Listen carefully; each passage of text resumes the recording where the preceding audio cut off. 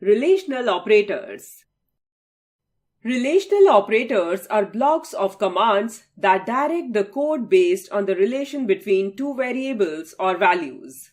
If the specified relation between variables stands true, the code acts accordingly and performs the specified task given by the user. Here's a list of relational operators that we can use in AI Connect. Name, symbol, description. Equal. Condition is true when both values are equal. Not equal. Condition is true if both the values are not equal.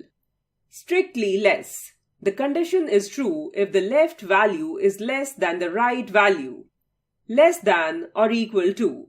The condition is true if the left value is less than or equal to the right value. Strictly greater than. The condition is true if the left value is greater than the right value. Greater than or equal to. The condition is true if the left value is greater than or equal to the right value.